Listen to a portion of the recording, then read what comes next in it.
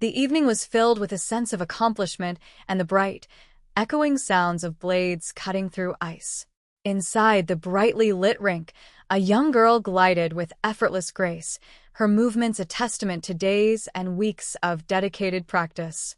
Her mother, Angela Harding, watched from the sidelines with a mixture of pride and maternal anxiety, her hands clasped tightly together. Standing nearby was her husband, Nick Harding, whose supportive presence always brought a sense of stability to their lives. The young girl, Kathy, completed a beautiful sequence and came to a smooth halt near the barrier, her face flushed with excitement.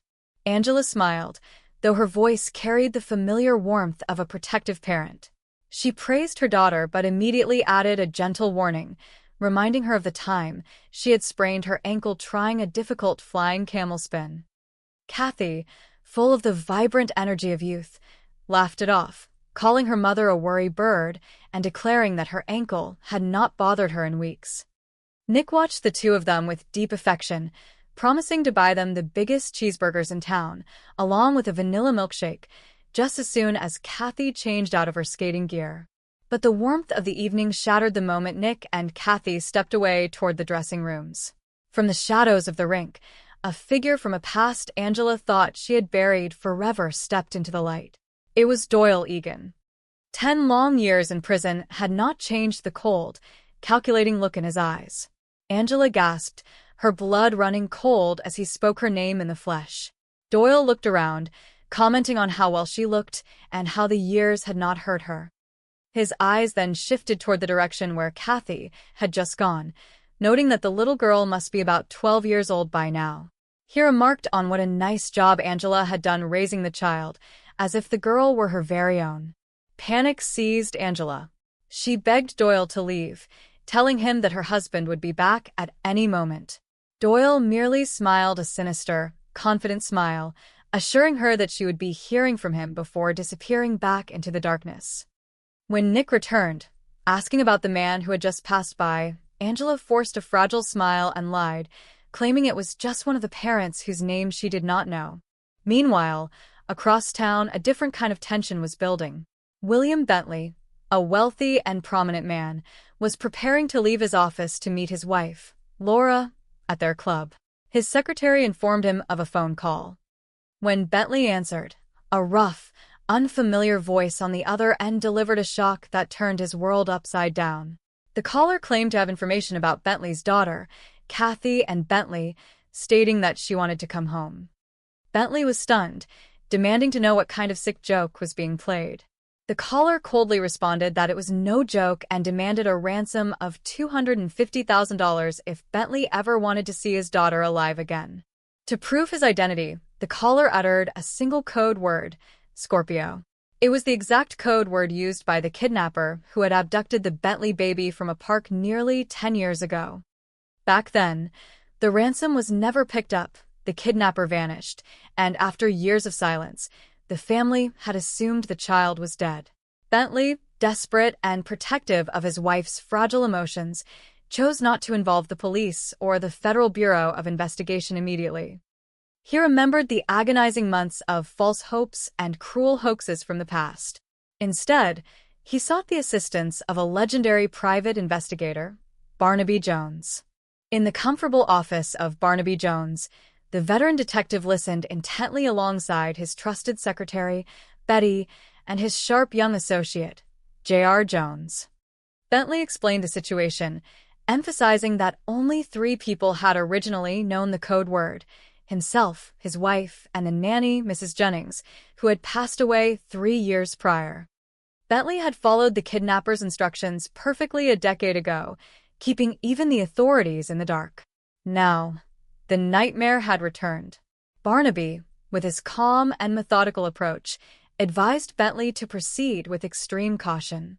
He instructed Bentley to tell the kidnapper that he was having trouble raising the cash due to his bank manager being out of town. This strategy was designed to buy the team enough time to trace the extortionist. Furthermore, Barnaby insisted that Bentley demand absolute proof that the girl was alive before any money changed hands. The plan was put into action at the Bentley home. As Laura Bentley left for an anniversary shopping trip, Completely unaware of the shadow hanging over her household, Barnaby, Betty, and JR set up their equipment. When the phone rang exactly 3 minutes early, Bentley answered, controlling the tremor in his voice. He followed Barnaby's script, claiming a bank delay and demanding evidence. The caller, identifying himself again as Scorpio, grew furious, shouting that he did not buy the lies.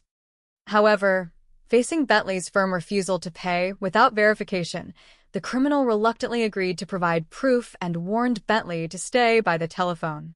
Before hanging up, Bentley asked why it had taken 10 years to make contact, but the caller merely responded with an angry exclamation and broke the connection. As Barnaby analyzed the recording of the call, a specific phrase caught his attention. The caller had used the expression about a mule, a peculiar piece of slang. Barnaby consulted a lexicographer friend at the university who specialized in prison linguistics. The expert revealed that the phrase was a common term used by convicts in southern penitentiaries to mean that someone's lies were not being believed. This crucial breakthrough suggested that the kidnapper had likely been arrested on an unrelated charge right after the original abduction, explaining his 10-year absence and his sudden reappearance upon release.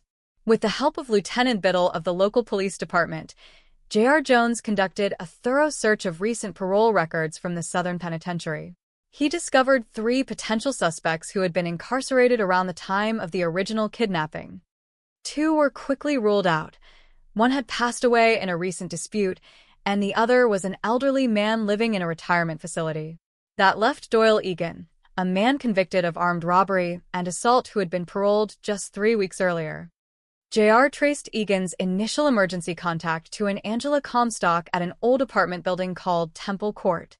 Barnaby and JR visited the apartment building, speaking with an elderly resident named Mr. Ashley. The old man remembered Angela Comstock well, describing her as a pretty young woman who lived there a decade ago. He also revealed a vital piece of the puzzle.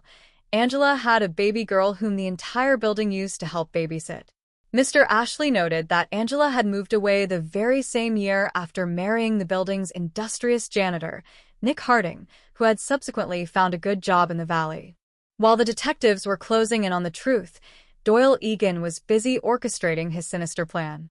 He confronted Angela at her home, revealing that he was the one who had planned the original kidnapping 10 years ago.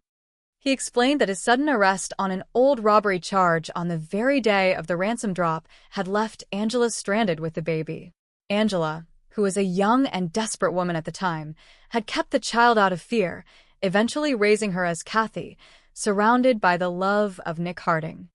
Doyle insisted that they could both make a fortune by showing Bentley proof of life and collecting the $250,000. Angela fiercely refused, declaring that Kathy was her daughter now and that she would never let him touch her. Desperate for a way to provide physical proof to Bentley without revealing his own location, Doyle devised a cruel trick.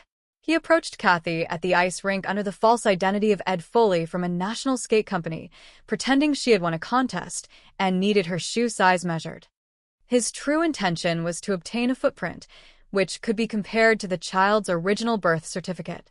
However, Nick Harding intercepted Doyle at the rink, recognizing him as the man who had been bothering his wife. A confrontation ensued, and Nick warned Doyle to stay away from his family. Tragically, later that evening, Doyle's desperation turned to violence, and Nick Harding was shot and killed outside the rink. The news of Nick's tragic passing devastated Angela and Kathy. Overwhelmed by grief and terror, and realizing that the killer was still out there, Angela made a sudden decision to pack their belongings and flee. She decided to take Kathy to a secluded cabin that Nick had purchased years ago in the mountain region of Lake Crystal. Barnaby Jones, learning of Nick's death and the sudden disappearance of Angela and Kathy, deduced their destination based on information gathered from neighbors about the mountain cabin. He and JR immediately drove toward Lake Crystal. At the isolated cabin, the atmosphere was heavy with sorrow. Kathy, confused by the secrecy and the sudden flight, questioned her mother about why they had to leave and why anyone would want to harm her father.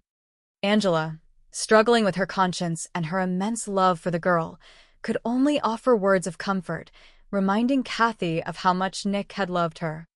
When Kathy mentioned a mysterious phone call that had come through on the cabin's line, Angela realized with horror that Doyle Egan had found them. She ordered Kathy to hide in her bedroom and lock the door. Moments later, Doyle Egan broke into the cabin, brandishing a weapon. He demanded to know where the girl was, stating that this was his last chance at the $250,000 from the Bentleys. Angela stood her ground courageously, refusing to let him near the child. In the heated confrontation, Angela cried out to Kathy to run for her life. Just as Doyle prepared to overpower Angela, Barnaby Jones and the local sheriff burst through the door. A brief pursuit followed, and Doyle Egan was successfully apprehended by the authorities, his decade-long scheme finally brought to an end. With the danger resolved, the deepest emotional challenge of the ordeal began. Mr. and Mrs. Bentley arrived at the scene, accompanied by Sheriff Colton. They were desperate to see their daughter, but Barnaby explained that Kathy and was deeply shaken, having just discovered that the only mother she had ever known had raised her under a false identity. The young girl was hiding in the woods near the cabin, terrified and confused. Barnaby knew that the only person who could heal the child's broken heart was Angela. He appealed to Angela's deep, genuine love for Kathy, asking her to help guide the girl out of her hiding place and toward her biological parents. Angela, despite knowing she would face legal consequences for her past silence, agreed to do what was best for the child she loved more than life itself. Walking out into the quiet, snow-dusted woods, Angela called out for Kathy. Her voice echoed with pure affection and profound sorrow. She confessed her past mistakes, admitting that while she had lived a lie, her feelings for Kathy were the most honest thing in her life. She told Kathy that she loved her and begged her not to let the darkness of the past few days ruin the beautiful memories of all the good times they had shared as a family.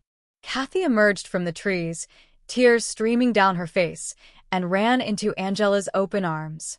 Angela held her tightly, explaining gently that she had to go with the Bentleys because they were her true family. She encouraged Kathy to show them what a wonderful, strong, and well-raised girl she had become.